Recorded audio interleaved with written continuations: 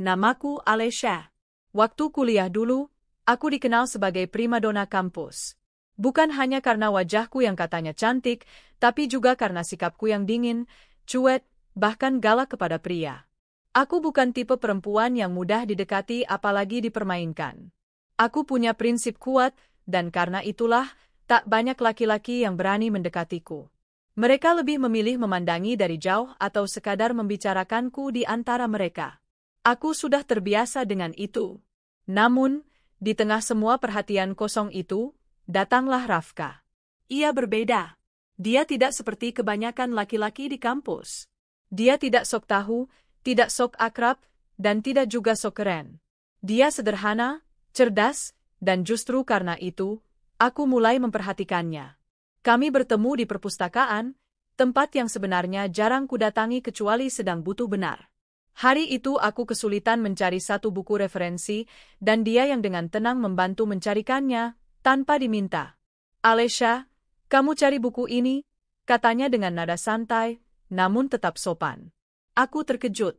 Bukan karena dia tahu namaku, tapi karena dia benar-benar menemukan buku yang kucari. Sejak saat itu, entah bagaimana, kami semakin sering bertemu. Awalnya karena tugas, lalu lama-lama kami ngobrol lebih panjang, tentang film, mimpi masa depan, bahkan keluarga. Rafka berasal dari keluarga yang cukup berada. Ayahnya seorang pengusaha yang sering berpindah-pindah negara. Sedangkan aku, keluargaku hanya orang biasa. Ayahku sudah meninggal sejak aku SMA, dan ibuku berjualan kue untuk mencukupi kebutuhan sehari-hari. Aku kuliah dari beasiswa dan bekerja paruh waktu. Meski berbeda latar belakang, aku dan Rafka semakin dekat. Tanpa perlu deklarasi cinta, kami tahu bahwa kami saling menyayangi. Kami tidak perlu status untuk tahu bahwa kami lebih dari sekadar teman. Aku merasa nyaman bersamanya, dan dia menghargai ruang pribadiku. Tapi semua itu tidak bertahan lama. Di semester akhir, Rafka memberi kabar bahwa keluarganya akan pindah ke luar negeri. Ayahnya membuka cabang bisnis baru di Kanada, dan ia diminta ikut untuk belajar langsung dari sang ayah. Berapa lama? Tanyaku saat kami duduk di bangku taman belakang kampus, tempat favorit kami. Entahlah. Mungkin, lama, jawabnya sambil menatap langit. Ayah ingin aku fokus ke bisnis keluarga. Mungkin setelah lulus, aku nggak akan balik ke sini dalam waktu dekat. Aku hanya diam. Tak sanggup berkata apa-apa. Dalam hati aku tahu, hubungan kami akan sampai di sini. Kamu marah? Tanyanya. Aku menggeleng. Enggak. Aku cuma, ya udah. Kalau itu yang terbaik buat kamu, jalanin aja. Dia menatapku lekat. Kamu nggak akan nanya aku bakal tetap menghubungi kamu, atau kita akan coba hubungan jarak jauh. Aku tersenyum tipis. Enggak. Karena aku tahu jawabannya nggak akan seindah harapan. Kami berpisah begitu saja. Tidak ada pelukan. Tidak ada tangisan. Tidak ada kata putus. Aku hanya pulang ke kos malam itu dengan hati yang terasa kosong.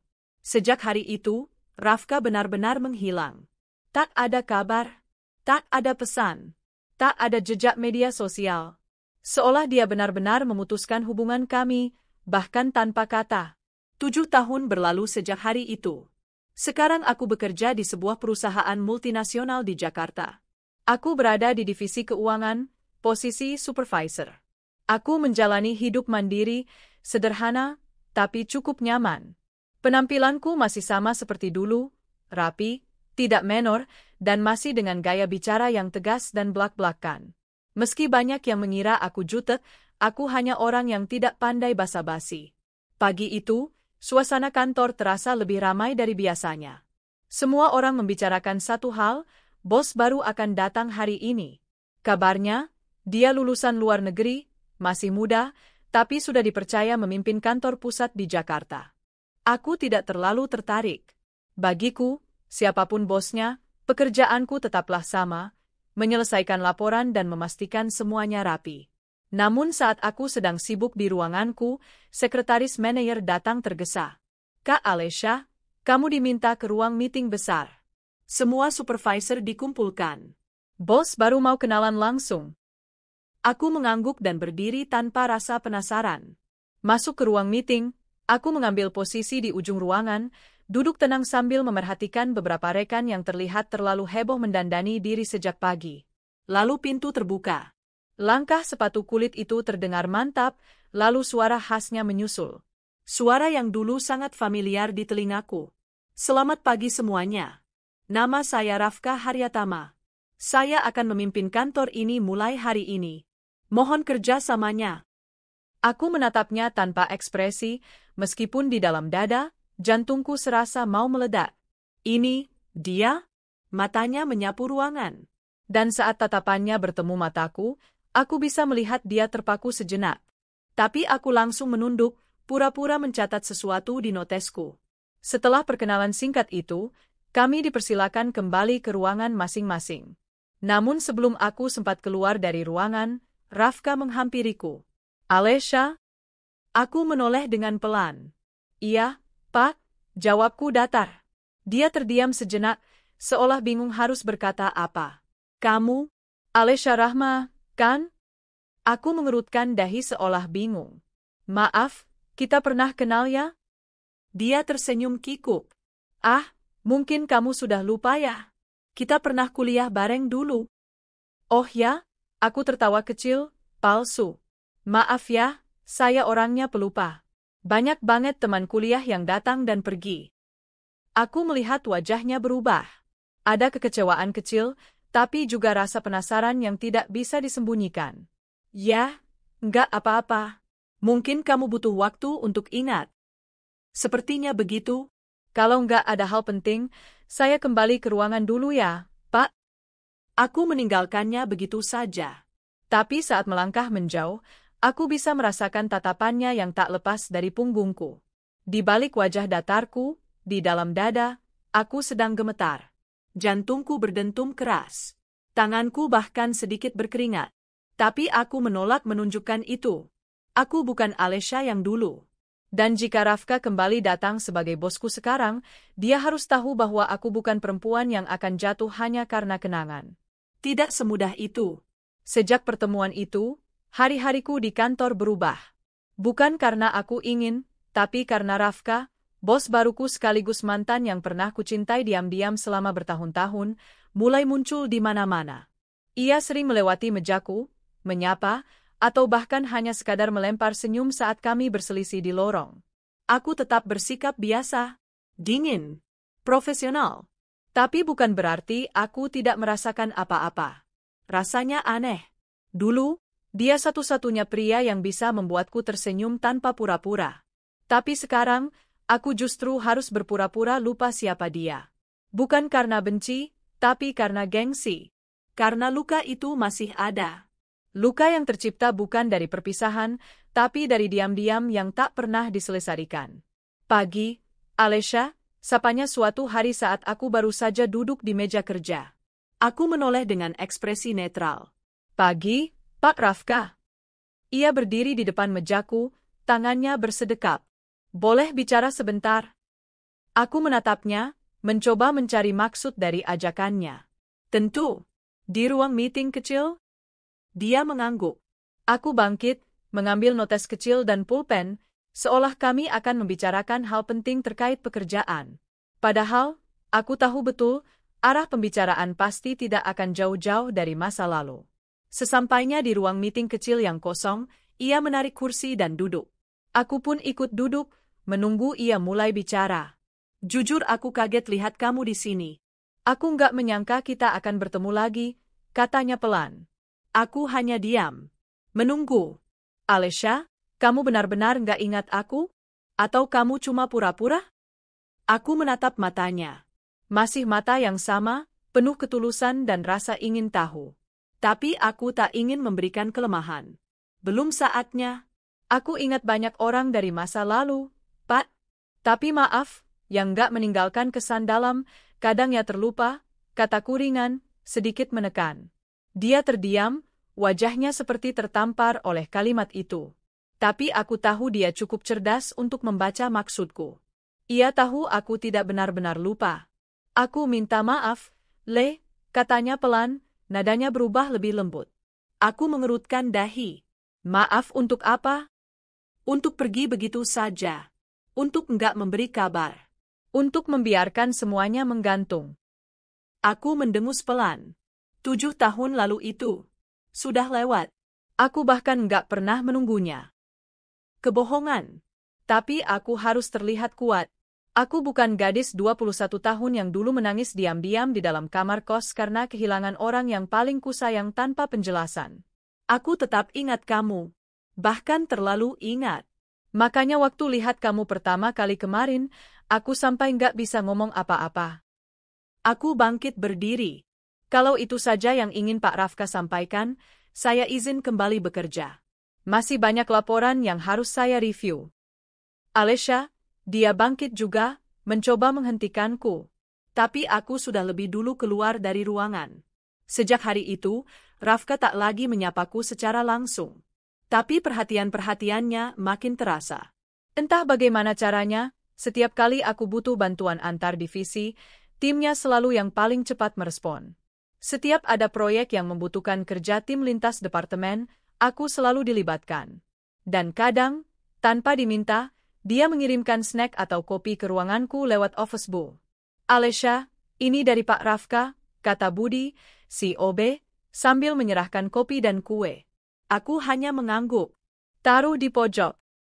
Wah, Kak Alesha nih kayaknya istimewa banget ya di mata bos baru, goda Mia, rekan satu divisiku. Aku tersenyum hambar. Mungkin dia takut aku resign. Kami semua tertawa. Tapi hanya aku yang tahu, betapa perutku bergejolak tiap kali melihat namanya dipesan masuk email atau mendengar suaranya dari ruang sebelah. Beberapa minggu kemudian, aku ditunjuk untuk ikut rapat presentasi besar bersama tim manajemen. Presentasi itu membahas efisiensi pengeluaran divisi keuangan dan digitalisasi sistem pengajuan dana. Aku tahu proyek ini akan membuatku sering bertemu langsung dengan Rafka. Dan benar saja, sejak hari pertama, kami mulai sering berdiskusi, terkadang hingga larut malam. Ini semua memang karena kamu pintar, Le. Kamu selalu tahu detail yang sering dilewatkan orang lain, katanya suatu malam saat kami duduk berdua di ruang kerja lantai atas. Aku hanya tersenyum kecil. Saya hanya melakukan apa yang menjadi tugas saya. Ia menatapku lama. Boleh aku tanya sesuatu yang bukan soal kerja? Aku menoleh. Kalau masih relevan dan gak melanggar etika profesional, silakan. Ia tertawa. Kamu belum berubah ya? Dingin, galak, tapi tetap bikin penasaran. Aku pura-pura merapikan berkas di mejaku, menutupi senyum tipis yang hampir muncul. Jadi kamu benar-benar gak pernah mikirin aku, ya, selama 7 tahun ini? Aku menatapnya tajam. Kalau saya jawab iya, Pat, terus apa? Berarti aku masih punya harapan, jawabnya mantap. Aku terdiam. Dalam hati aku ingin menjawab kamu memang selalu punya harapan sejak dulu, hanya saja kamu pergi dan tidak pernah kembali. Tapi yang keluar dari mulutku hanyalah, saya rasa kita sebaiknya fokus ke presentasi besok. Dan seperti biasa, aku meninggalkannya sebelum situasi berubah canggung. Malam itu, aku pulang dengan hati berkecamuk. Rafka tak hanya kembali dalam hidupku, tapi mulai menggoyahkan tembok pertahanan yang sudah susah payah kubangun bertahun-tahun. Tapi aku juga tahu, jika aku terlalu mudah menerima, dia bisa pergi lagi seperti dulu. Aku butuh bukti. Butuh waktu. Tapi ternyata bukan hanya aku yang memperhatikan gerak-gerik Rafka. Seorang rekan kerja perempuan bernama Clara, yang terkenal akan senyum manis dan gaya femininnya, mulai sering muncul di dekat Rafka. Ia membawa laporan ke ruangannya, mengantarkan kopi, bahkan pernah secara terang-terangan menyentuh lengannya saat tertawa. Dan dari tatapannya padaku, aku tahu dia sadar ada sesuatu antara aku dan Rafka. Alesha, sapanya saat kami sama-sama di pantry. Ya, jawabku singkat. Sepertinya kamu cukup dekat dengan Pak Rafka, ya? Aku menatapnya dingin. Saya hanya bekerja. Ia tersenyum manis, tapi matanya menyiratkan tantangan. Oh, saya kira kamu punya hubungan spesial. Tapi ya, siapa tahu mungkin belum waktunya saja ya buat diumumkan. Aku hanya menjawab dengan anggukan kecil lalu pergi. Namun sejak saat itu, Clara mulai semakin menunjukkan ketidaksukaannya padaku. Ia mulai menyebar rumor bahwa aku dekat dengan bos karena punya masa lalu, bahwa aku memanfaatkan kedekatan itu untuk mendapat proyek besar dan posisi. Beberapa orang mulai bersikap aneh padaku. Tak seceria biasanya. Aku tahu Rafka mendengar kabar itu. Tapi ia tetap bersikap tenang. Suatu hari saat aku hendak pulang, dia memanggilku. "Le, besok ikut aku ke acara bisnis dinner ya. Ada investor dari luar yang mau diajak kerjasama. Aku butuh kamu dampingi aku. Kamu yang paling ngerti semua laporan dan sistem keuangan kita." Aku menatapnya curiga. "Cuma kerja?" "Kerja, janji.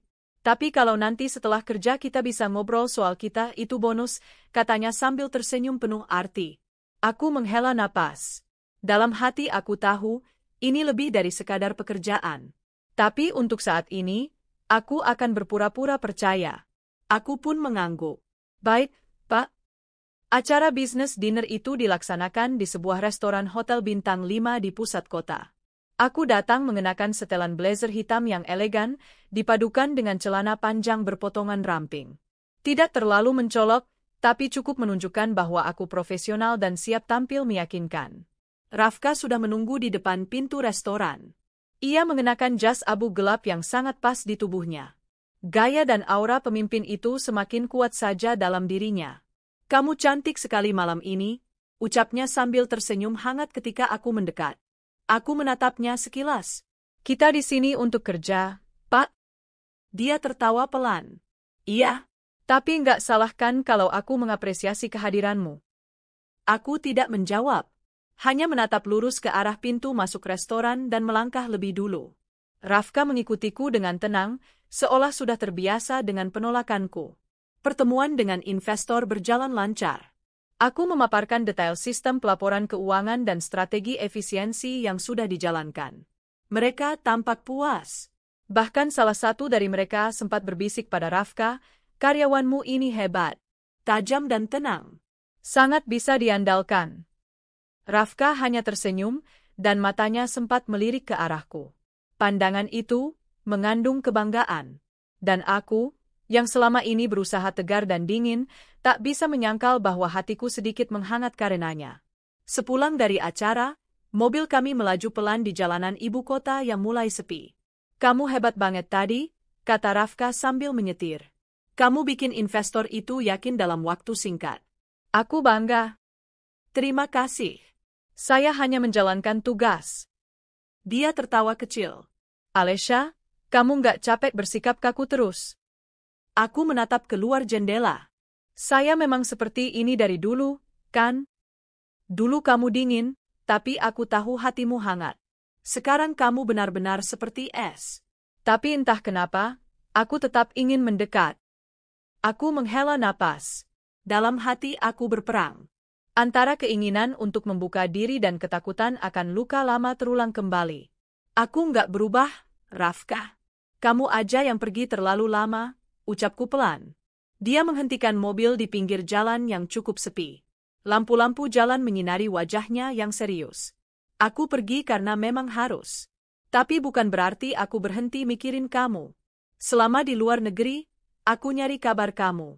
Tapi kamu benar-benar hilang dari semua sosial media." "Karena aku nggak punya waktu untuk pamer kehidupan yang nggak sempurna," balasku jujur. "Aku sibuk bertahan hidup." Dia menatapku lama, seolah sedang menahan sesuatu. "Alesha, aku minta kesempatan. Sekali lagi." "Aku ingin dekat sama kamu, nggak cuma sebagai teman kerja. Aku masih cinta." Aku terdiam. Kata-katanya seperti peluru yang menghantam pertahananku. Aku tahu ia tulus. Aku tahu matanya tidak berbohong. Tapi, "Rafka, kita bukan lagi anak kuliah. Sekarang semuanya lebih rumit. Kita punya karir, lingkungan kerja, dan ada masa lalu yang belum selesai." "Aku tahu," katanya cepat. "Tapi aku nggak akan mundur kali ini." "Kamu boleh pura-pura nggak peduli.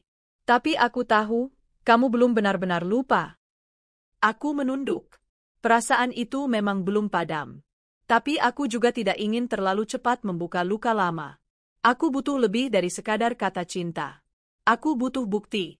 "Beri aku waktu," kataku akhirnya. Dia tersenyum lega. Aku akan menunggu.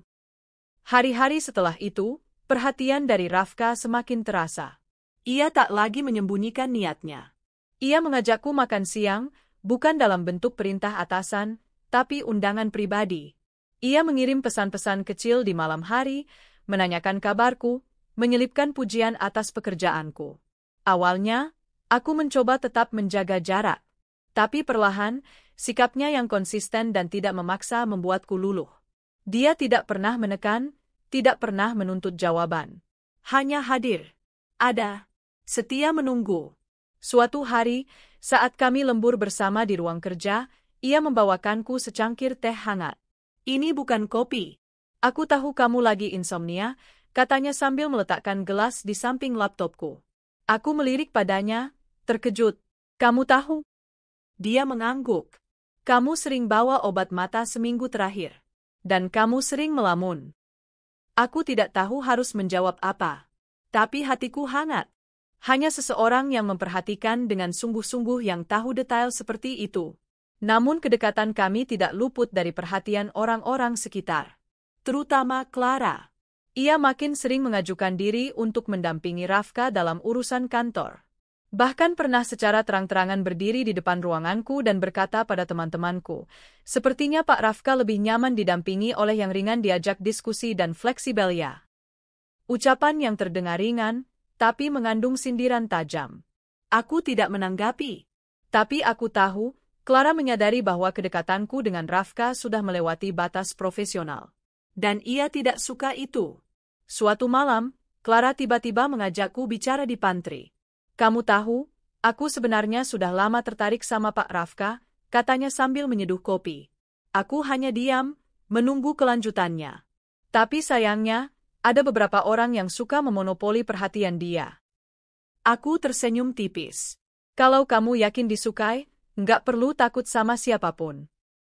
Matanya menyipit. Kamu nggak takut kehilangan dia? Yang aku takutkan cuma satu, kehilangan diriku sendiri karena mempertahankan sesuatu yang belum pasti. Ia tampak kesal. Tapi aku tak peduli. Aku tahu, perang ini bukan soal siapa yang lebih manis, tapi siapa yang lebih tulus. Dan aku yakin, aku tidak perlu menjadi orang lain untuk membuat Rafka bertahan. Malam minggu itu, Rafka mengajakku makan malam. Kali ini bukan untuk kerja. Hanya untuk berbicara sebagai dua orang yang sedang belajar memperbaiki luka lama. Kami duduk di sebuah restoran Jepang yang tenang, jauh dari keramaian kota. Ia tampak lebih santai dari biasanya. Aku pernah berpikir, kamu akan benci aku seumur hidupmu, katanya sambil menyeruput teh hangat. Aku sempat benci, tapi lebih banyak kecewa, jawabku jujur. Dan sekarang? Aku belajar melepaskan harapan yang dulu. Tapi bukan berarti aku nggak mau membuka lembaran baru. Selama kamu serius. Dia menatapku dalam. Aku serius, Le. Kali ini, aku akan bertahan. Bahkan kalau kamu dorong aku pergi sekalipun. Aku menghela napas. Kalau begitu, jangan hanya ngomong. Buktikan. Dia mengangguk. Kamu akan lihat. Malam itu, untuk pertama kalinya setelah 7 tahun, aku benar-benar tersenyum karena Rafka. Bukan senyum basa-basi, tapi senyum dari hati. Namun di balik senyum itu, aku tahu badai baru akan datang. Dan aku harus siap menghadapinya jika ingin mempertahankan cinta yang sedang tumbuh kembali. Sejak malam makan bersama itu, hubungan antara aku dan Rafka mulai berubah. Tidak lagi sekadar sapaan formal atau interaksi profesional di kantor, tapi menjadi lebih dekat, lebih hangat. Kami memang belum mengumumkan apapun, dan aku pun masih menjaga jarak sewajarnya saat di kantor. Tapi ada sesuatu yang tumbuh di antara kami. Sesuatu yang dulu sempat layu, kini perlahan kembali mekar. Setiap pagi, selalu ada secangkir kopi hangat di mejaku. Kadang dengan sticky note kecil bertuliskan, "Jangan lupa sarapannya," atau "Hari ini kamu pasti luar biasa." Tulisan tangan itu sangat kukenal.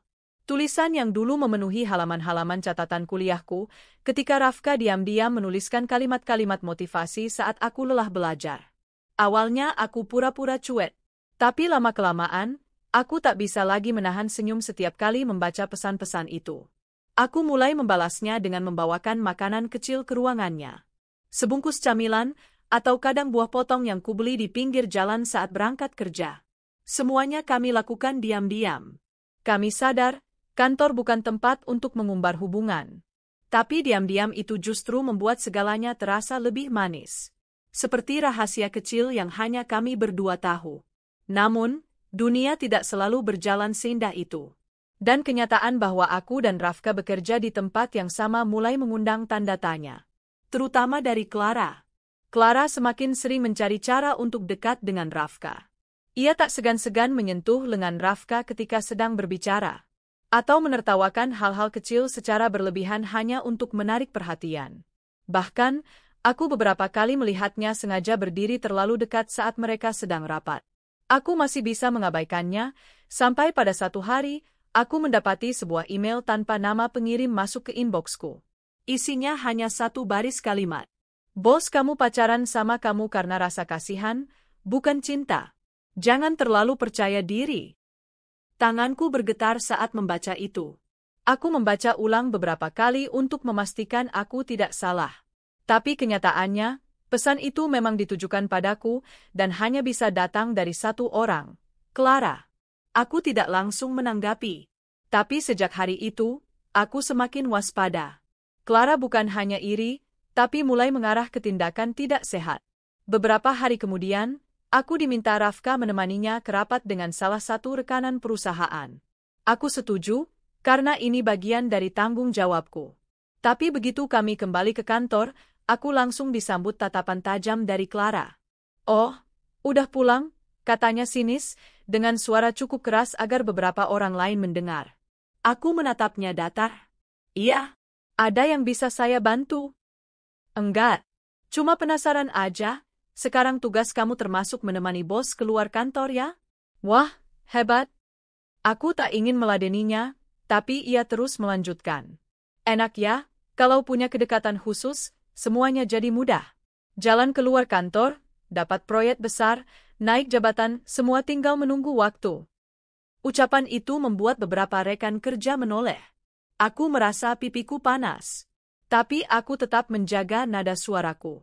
"Kalau kamu merasa aku dapat sesuatu karena kedekatan, kenapa kamu nggak coba usaha lebih keras daripada cuma berasumsi?" Clara tersenyum miring. "Aku usaha, kok. Tapi ya, kamu memang selalu unggul dengan cara yang unik, kan?" Aku bisa saja membalas, tapi aku memilih pergi. Karena aku tahu, orang seperti Clara tidak butuh penjelasan. Ia hanya ingin menjatuhkan. Malamnya, aku menceritakan semua pada Rafka. Tentang email anonim, sindiran-sindiran, dan fitnah yang mulai menyebar. Awalnya aku enggan. Aku tidak ingin terlihat seperti mengadu. Tapi ini mulai mengganggu kinerjaku. Rafka mendengarkan dengan wajah serius. Aku udah curiga. Clara memang terlalu agresif sejak awal.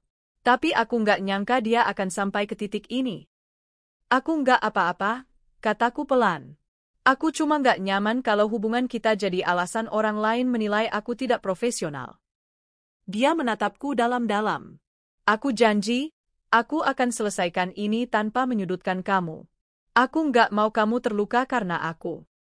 Aku mengangguk. Tapi dalam hati, aku tahu bahwa masalah ini belum akan selesai. Pekan berikutnya, kantor mulai ramai membicarakan rencana penunjukan kepala divisi baru untuk proyek digitalisasi. Proyek besar, dan semua orang tahu siapapun yang terpilih akan dipromosikan. Namaku disebut-sebut.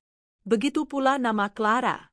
Dan seperti yang kuduga, gosip tak sedap mulai menyebar. "Alesha pasti yang dipilih." "Ya iyalah, kan deket banget sama bos." Padahal Clara juga kompeten, tapi yang deket duluan yang menang. Aku berpura-pura tidak mendengar. Tapi bisikan-bisikan itu membuat langkahku terasa berat setiap kali melintasi lorong kantor. Hari pengumuman tiba. Semua staf dikumpulkan di ruang rapat besar. Rafka berdiri di depan, menjelaskan panjang lebar tentang visi proyek, target capaian, dan kriteria pemilihan kepala tim. Lalu akhirnya ia berkata, "Dan setelah mempertimbangkan seluruh aspek, termasuk kemampuan teknis, integritas, dan kepemimpinan, saya menunjuk Clara sebagai kepala proyek digitalisasi ini." Semua orang terdiam sesaat. Lalu tepuk tangan terdengar. Clara bangkit dari kursinya, tersenyum penuh kemenangan, dan melirik ke arahku dengan tatapan sinis. Aku tersenyum kecil. Bukan karena kalah, tapi karena lega. Aku tahu Rafka sedang berusaha menjauhkan diriku dari sorotan negatif. Setelah rapat, aku mendekatinya di ruangannya. Terima kasih, kataku lirih. Harusnya aku yang minta maaf. Aku tahu kamu lebih layak. Tapi aku nggak mau kamu jadi target fitnah terus. Aku ngerti, jawabku. Aku lebih butuh ketenangan daripada jabatan. Rafka menggenggam tanganku lembut. Tunggu sedikit lagi. Aku akan perbaiki semuanya. Beberapa minggu berjalan. Clara menikmati posisinya. Tapi seperti yang sudah kuduga, ia terlalu sibuk membuktikan dirinya dan mulai melakukan banyak kesalahan. Ia menolak masukan, menyalahkan tim, dan bahkan beberapa kali mengubah sistem pelaporan keuangan tanpa izin. Aku tetap mencatat semua itu dengan tenang. Sampai pada akhirnya, audit internal dilakukan. Dan dari semua departemen, hanya divisi Clara yang menunjukkan ketidaksesuaian paling banyak. Investigasi dilakukan. Dan semua jejak mengarah pada Clara. Ketika panggilan rapat darurat dikirimkan, semua orang tegang. Clara dipanggil ke ruang direksi. Hanya 2 jam kemudian, kabar itu menyebar. Clara dipecat. Tidak hanya karena manipulasi data, tapi juga karena ketahuan mengirim email anonim ke beberapa rekan kerja, termasuk padaku. Perbuatannya dianggap merusak lingkungan kerja dan melanggar etika perusahaan. Aku duduk diam di mejaku, mencoba mencerna semuanya. Rafka mendatangiku sore itu, setelah semua mereda. Maaf, kamu harus melewati semua ini, katanya. Aku menggeleng. Kalau bukan karena kamu, mungkin aku sudah mengundurkan diri. Dia menggenggam tanganku lagi, kali ini tanpa ragu. Sekarang, boleh aku mencintaimu tanpa harus diam-diam lagi. Aku menatap matanya, dan untuk pertama kalinya sejak 7 tahun lalu, aku mengangguk dengan mantap. Boleh. Dia tersenyum, lalu mendekat pelan. Kamu tahu, aku menyesal pernah pergi. Tapi lebih menyesal lagi kalau harus kehilanganmu 2 kali. Aku tertawa kecil. Kalau kamu pergi lagi, aku pastikan kamu gak akan bisa balik. Rafka menarikku dalam pelukannya. Hangat, tenang. Akhirnya, kami tak perlu lagi sembunyi. Kami tak lagi hanya masa lalu. Kami kini adalah masa depan yang sedang dibangun kembali, dengan luka yang perlahan disembuhkan oleh waktu dan kesungguhan hati. Hubungan kami berjalan diam-diam, meski aku tahu itu seperti bermain api di tengah bensin. Di tempat kerja, semua tampak seperti biasa. Aku tetap tampil profesional, berpenampilan sederhana, tidak pernah menunjukkan sedikit pun bahwa aku dan Rafka sedang menjalin hubungan kembali. Namun, mata-mata di kantor tak pernah tidur. Salah satunya adalah Clara. Ia wanita berparas manis dengan gaya bicara halus tapi licik. Sejak awal Rafka datang sebagai bos, Clara sudah terlihat menaruh perhatian lebih. Ia sering mendekati Rafka, pura-pura minta masukan soal laporan, padahal aku tahu dia hanya mencari celah untuk merebut perhatian. Awalnya, aku tidak terlalu ambil pusing. Tapi makin lama, Clara semakin terang-terangan. Ia mulai mengatur waktu kerja agar bisa satu proyek denganku dan Rafka. Bahkan saat makan siang, ia nekat menawarkan diri membawakan kopi untuk Rafka setiap hari. Ia akan tertawa genit dan sesekali menyentuh lengan Rafka, seolah-olah mereka dekat. Yang membuatku semakin curiga, Clara mulai mengubah sikap padaku. Ia menjadi dingin dan sinis. Beberapa kali saat aku lewat, ia berbisik-bisik dengan rekan kerjanya sambil menatapku tajam. Aku tahu, gosip sedang berkembang. Entah apa yang sudah ia sebarkan. Suatu pagi, ketika aku baru saja duduk dan membuka laptop, Clara datang menghampiri meja dengan senyum lebar. Kak Lia, kabar baik nih. Kamu ditarik dari proyek kerja sama internasional, katanya karena atasan mau merombak tim, ujarnya penuh senyum, tapi nadanya mengandung sindiran. Aku langsung mengecek email. Benar saja. Namaku digantikan oleh orang lain dalam tim proyek terbesar bulan ini. Proyek yang selama ini aku bangun dari nol. Jantungku mencelos. Bukan karena kehilangan proyek itu, tapi karena aku tahu siapa dalangnya. Aku melangkah ke ruangan Rafka, berniat meminta penjelasan. Namun saat melihatku masuk, wajahnya langsung berubah menjadi ragu. Ia memintaku duduk. Aku minta maaf soal proyek itu, Lia. Ada tekanan dari manajemen pusat untuk mengganti struktur tim. Aku tahu kamu yang paling berjasa, tapi aku juga harus menjaga stabilitas internal, jelasnya pelan. Aku mengerti maksudnya. Ia sedang berusaha tidak menunjukkan keberpihakannya padaku, takut terlihat nepotisme. Tapi rasa kecewaku tetap membuncah. Aku tidak butuh perlakuan khusus, Rafka. Tapi tolong, jangan biarkan orang lain menjatuhkanku hanya karena masalah pribadi, ucapku dengan suara datar. Ia tampak kaget. Kamu tahu? Aku tidak bodoh. Aku tahu siapa yang ingin aku jatuh. Rafka menatapku lama, lalu mengangguk pelan. Aku akan menyelidikinya. Beberapa hari setelah kejadian itu, Clara makin menjadi-jadi. Ia menyebarkan rumor bahwa aku menggunakan hubungan pribadi dengan bos untuk mendapatkan proyek-proyek besar. Bahkan lebih parahnya, ia menyiratkan aku adalah wanita simpanan Rafka yang sedang naik daun karena fasilitas khusus. Aku murka, tapi aku tetap diam. Aku tahu, saat emosi menguasai, itulah saat musuh menang. Aku hanya mengumpulkan semua bukti, email, pesan, bahkan rekaman suara gosip yang didengar oleh beberapa rekan kerja yang masih berpihak padaku. Sampai akhirnya, semua memuncak saat Clara membuat laporan palsu bahwa aku menyalahgunakan data proyek dan membocorkannya ke perusahaan pesaing. Ia menyusun laporan rapi, bahkan menyelipkan bukti palsu dalam sistem perusahaan yang bisa menjeratku. Aku dipanggil ke ruangan audit internal. Saat itu aku merasa seperti orang yang tak punya daya. Semua mata memandang curiga.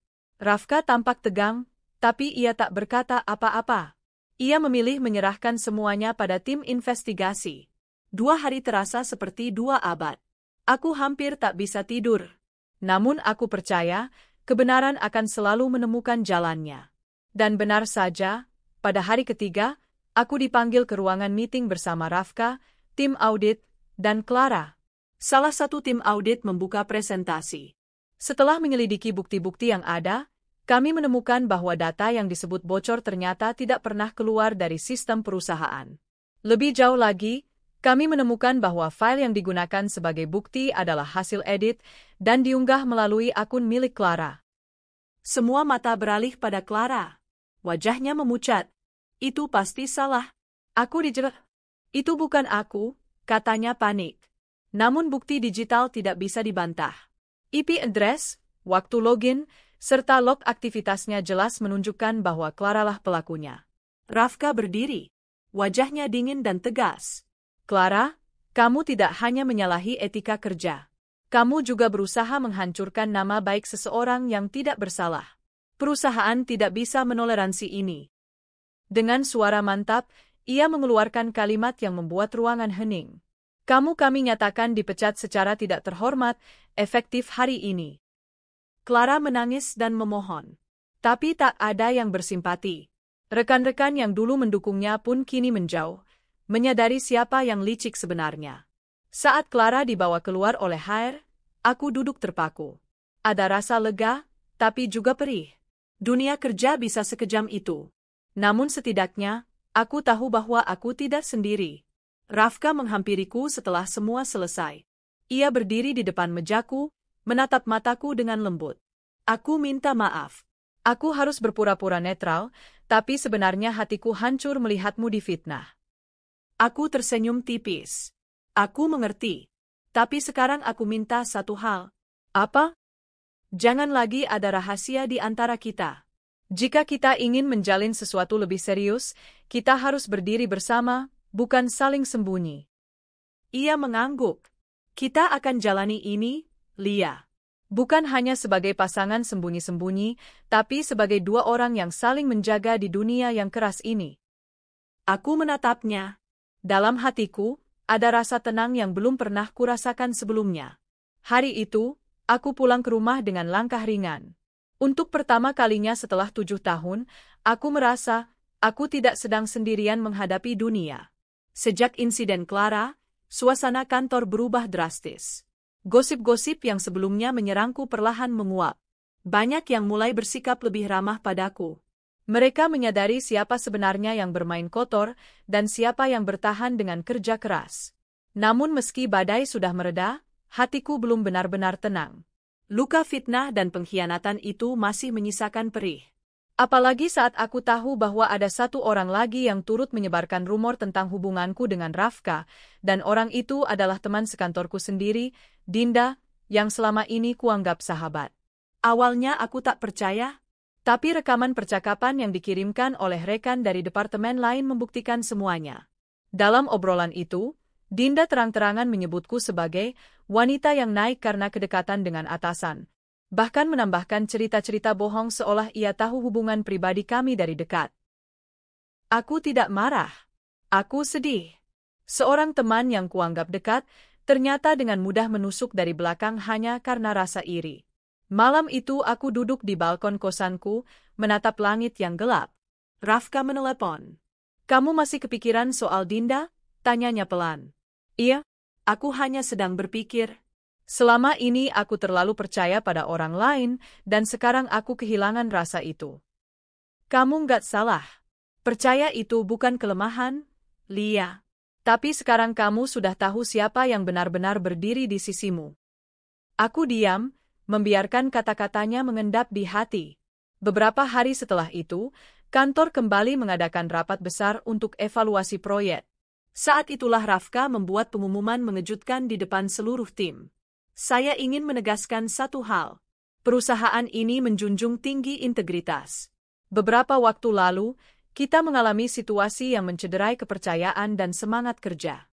Tapi saya bangga, karena dari peristiwa itu, kita semua belajar satu hal penting, bahwa kebenaran akan selalu menang." Semua diam. Lalu Rafka melanjutkan. "Dan karena itu, mulai bulan depan, Saudari Lia akan saya tunjuk sebagai kepala divisi baru untuk proyek ekspansi nasional." Sontak ruangan hening, lalu terdengar tepuk tangan yang membahana. Mataku membelalak. Aku tak menyangka. Bahkan aku belum diberitahu sebelumnya. Rafka hanya menatapku sekilas, lalu tersenyum kecil. Senyum penuh dukungan. Aku maju ke depan, menerima keputusan itu dengan hati bergetar. Bukan karena posisi atau jabatan, tapi karena aku tahu jabatan itu adalah bentuk penghargaan atas kerja keras, kesetiaan, dan keteguhanku selama ini. Beberapa minggu berjalan cepat. Pekerjaanku semakin sibuk, tapi aku mulai menikmatinya. Hari-hariku dipenuhi rapat, presentasi, dan pertemuan dengan banyak orang dari berbagai daerah. Tapi di balik semua itu, ada satu hal yang belum terselesaikan, hubungan kami. Aku dan Rafka masih menyembunyikan hubungan kami dari publik kantor, meski beberapa orang mungkin mulai menebatnya. Kami tidak ingin menjadi bahan pembicaraan. Namun aku tahu, hal ini tak bisa terus dibiarkan. Akan selalu ada risiko, dan aku tidak ingin hubungan kami menjadi rahasia yang melemahkan langkah kami. Suatu malam, setelah menyelesaikan rapat bersama tim dari luar kota, aku dan Rafka duduk berdua di sebuah restoran kecil yang tenang. Ia memesan teh hangat, sementara aku hanya menatap meja, gelisah. "Kamu kelihatan banyak pikiran," ujarnya. Aku menarik napas. "Aku hanya merasa kita harus menentukan arah hubungan ini." "Kamu ingin kita terbuka?" Aku mengangguk. "Kalau kita memang serius, bukankah sudah saatnya kita menghadapi semuanya?" Aku tidak mau hubungan ini terus berada di bayang-bayang. Jika suatu hari nanti orang tahu, aku ingin kita berdiri dengan kepala tegak, bukan seperti orang yang sedang bersembunyi. Rafka menatapku dalam-dalam. Matanya lembut, tapi penuh tekad. "Baik, kalau itu yang kamu mau, maka besok kita akan umumkan." Aku terkejut. "Serius?" Ia tersenyum. "Kamu sudah cukup kuat, Lia. Kamu sudah membuktikan siapa dirimu. Tak ada alasan lagi untuk sembunyi." Keesokan harinya, Rafka memanggil seluruh kepala divisi ke ruang rapat. Semua duduk tegang, mengira akan ada evaluasi besar atau perombakan struktur. Tapi tidak. Hari itu, ia berdiri di depan semua orang, menggenggam tanganku, dan berkata, "Saya ingin mengumumkan bahwa saya dan Lia sudah menjalani hubungan pribadi di luar pekerjaan ini.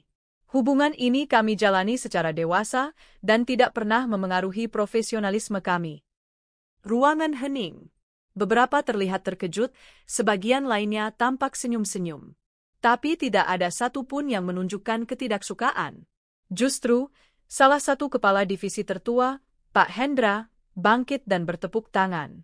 Kalau begini caranya, saya malah jadi yakin perusahaan ini dipimpin oleh dua orang yang saling menguatkan, ujarnya.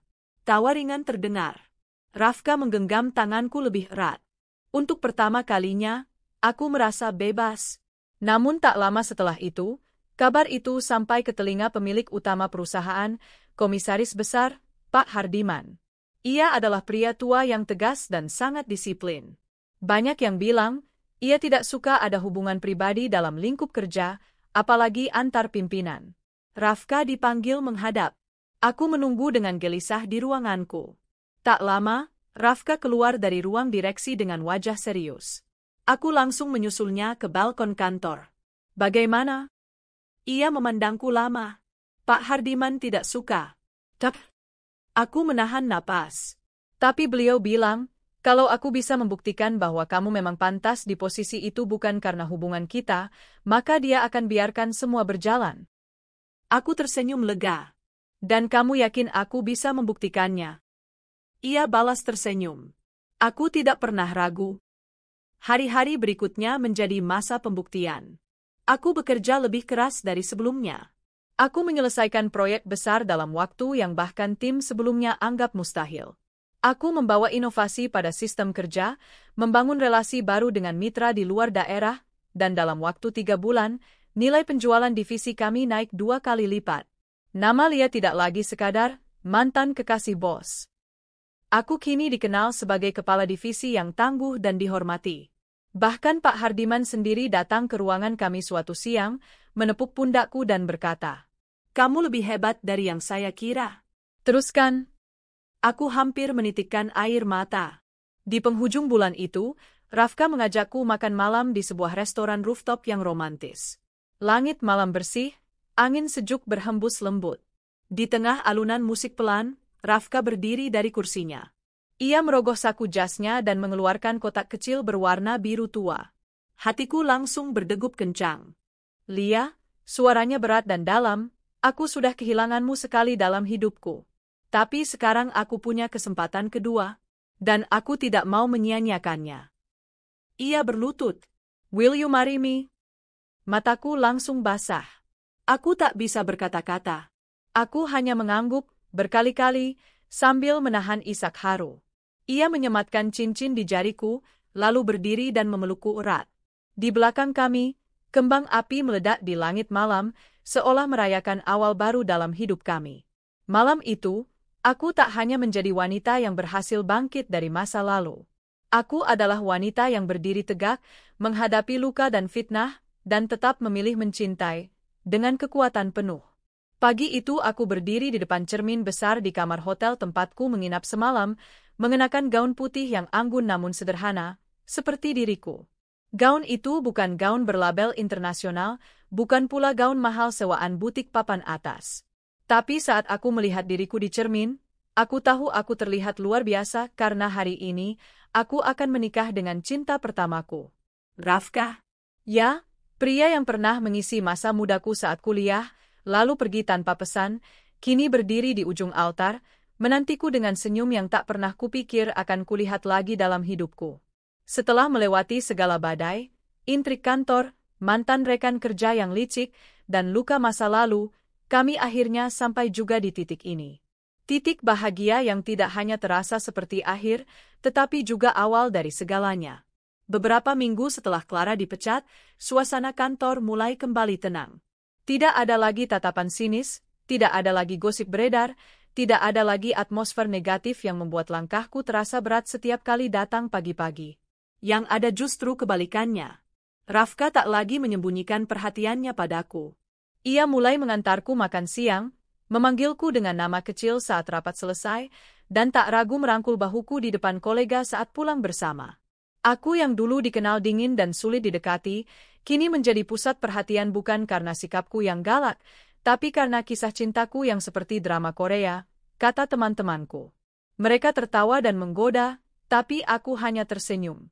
Karena memang, Aku merasa seperti sedang hidup dalam kisah cinta yang hanya bisa ditonton di layar kaca. Kenapa kamu masih tetap milih aku? Tanyaku suatu sore ketika kami duduk di balkon apartemennya. Rafka menoleh, menghembuskan napas pelan, lalu menatap mataku dalam-dalam. Karena sejak dulu, cuma kamu yang buat aku merasa hidup. Kamu keras kepala, nyebelin, jutek, dan suka pura-pura nggak peduli, tapi kamu juga wanita paling tulus yang pernah aku kenal. Waktu aku pergi 7 tahun lalu, aku pikir aku bisa lupa. Tapi ternyata, semakin jauh aku pergi, wajahmu justru makin sering muncul dalam mimpiku. Aku menunduk, menahan haru. Rafka meraih tanganku dan menggenggamnya erat. Aku nggak mau kehilangan kamu lagi, sayang. Jadi, maukah kamu menikah denganku? Tanganku gemetar. Lidahku keluh. Tapi hatiku bersorak keras-keras. Dan akhirnya, aku mengangguk dengan air mata mengalir di pipi. Persiapan pernikahan kami tidak mewah. Kami hanya mengundang keluarga, sahabat dekat, dan beberapa kolega kantor yang kami percaya. Tidak ada resepsi besar-besaran, tidak ada pesta mewah dengan ratusan tamu dan pesta dansa. Tapi ada senyum di setiap wajah tamu, ada kehangatan dalam setiap pelukan yang kami terima, dan yang paling penting, ada cinta yang membungkus hari itu seperti selimut hangat. Ayah dan ibuku datang. Mereka menangis haru saat melihat anak perempuan mereka, yang dulu begitu keras kepala dan dingin, akhirnya menemukan lelaki yang bisa mencairkan segala dinding pertahanan. Rekan kerjaku, Sinta dan Erik, bertepuk tangan saat aku berjalan menuju altar diiringi musik lembut dan senyum semua orang yang hadir. Tapi yang paling tak terlupakan adalah saat mata kami bertemu di ujung altar. Rafka berdiri di sana, mengenakan setelan hitam dengan dasi abu-abu, wajahnya tenang namun penuh emosi. Aku hampir terisak saat menggenggam tangannya di depan penghulu. Aku nikahkan engkau dengan Rafka Adrian, dengan mas kawin tersebut dibayar tunai. Aku terima nikahnya. Kalimat itu meluncur dari bibir Rafka, dan detik itu juga aku resmi menjadi istrinya. Ada kilatan kamera. Ada tepuk tangan. Ada pelukan dari kanan dan kiri. Tapi yang paling membekas adalah debar jantungku, yang berkata bahwa kini aku tak lagi sendirian. Setelah acara pernikahan selesai, kami tidak langsung berbulan madu ke luar negeri seperti pasangan kebanyakan. Kami memutuskan untuk cuti seminggu saja, menghabiskan waktu di villa sederhana milik keluarga Rafka di pegunungan. Di sana kami duduk di depan perapian, membuat kopi bersama, tertawa karena hal-hal sepele, dan saling bercerita tentang semua rasa sakit yang dulu pernah kami simpan sendirian. Aku dulu nyaris nikah, tahu nggak? Bisikku saat kami duduk berdua sambil menyelimuti tubuh dengan jaket tebal. Rafka menoleh dengan alis terangkat. Apa? Aku tertawa pelan. Ya, 2 tahun setelah kamu pergi. Tapi aku selalu merasa ada yang kurang. Mungkin, karena hatiku nggak pernah benar-benar bisa move on. Ia memelukku dari samping. Aku juga. Aku pacaran beberapa kali di luar negeri, tapi semuanya nggak pernah bisa gantiin rasa yang kamu kasih. Kami saling menatap. Dan malam itu, dalam pelukan hangat dan udara dingin pegunungan, kami merasa seperti dua jiwa yang akhirnya menemukan jalan pulang. Beberapa bulan kemudian, hidup kami semakin stabil. Aku mendapat promosi sebagai kepala bagian karena dedikasi dan kerja keras yang diakui oleh manajemen, bukan karena aku istri CEO. Kami memutuskan untuk memisahkan urusan pribadi dan pekerjaan secara profesional.